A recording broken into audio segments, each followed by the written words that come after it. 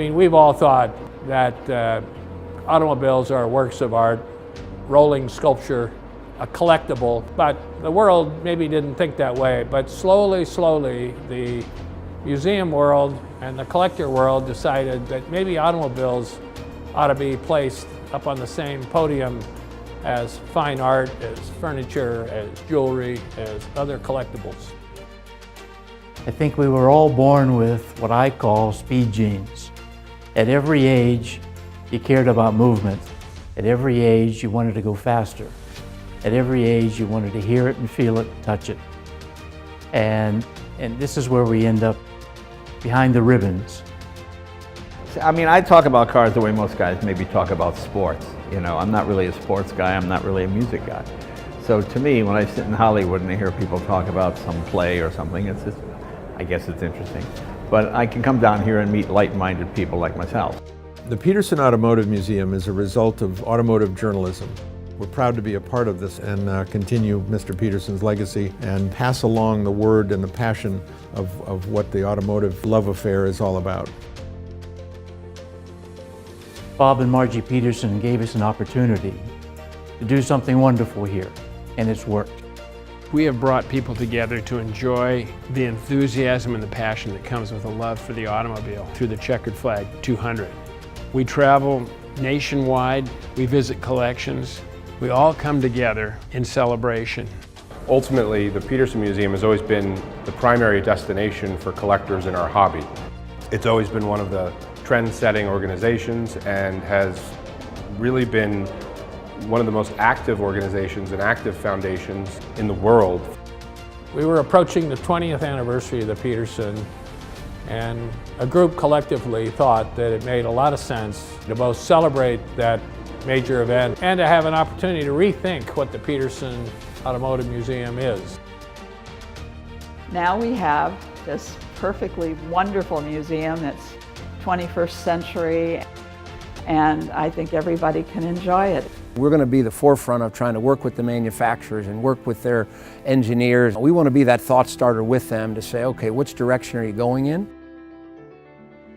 So the students here are involved in any number of processes that are significant to the work that they do as designers, and they come into the Petersen surrounded by this incredible wealth of history and information and ideas, and give the patrons of the museum a new perspective on what it is that they can see.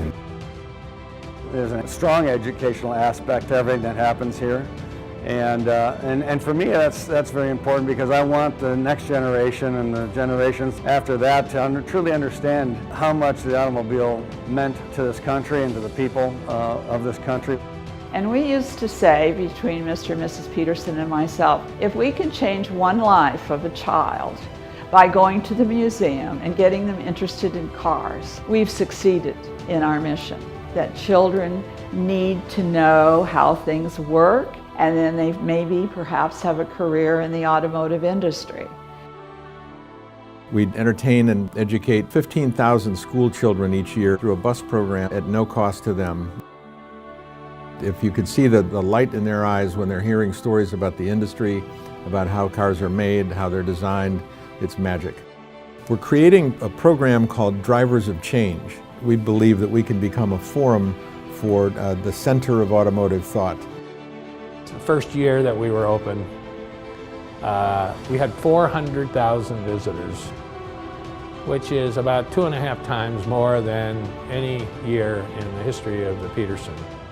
You look at all the exhibits we have this year, from the Ferrari exhibit that we've had to the Keith Haring exhibit and all the other ones coming forward. I mean, we've really tried to make it where it is a destination.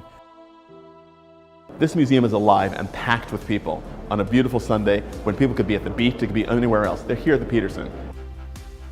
The three fundamental duties of any museum are to collect, preserve, and interpret. And we consider preservation one of our highest priorities. One of the most important responsibilities we have as a museum is to pass along the passion for the automobile and automobile culture.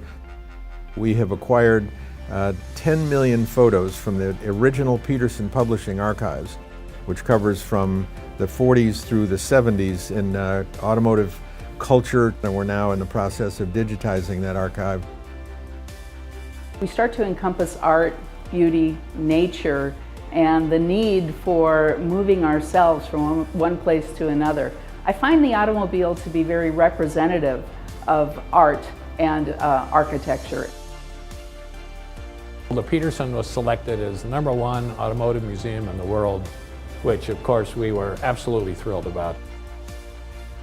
The Chicago Athenaeum Architectural Award, which is where the top architectural awards for both new buildings and reused buildings in the United States are celebrated, anointed the Petersen as the #1 architectural change in reuse of a building.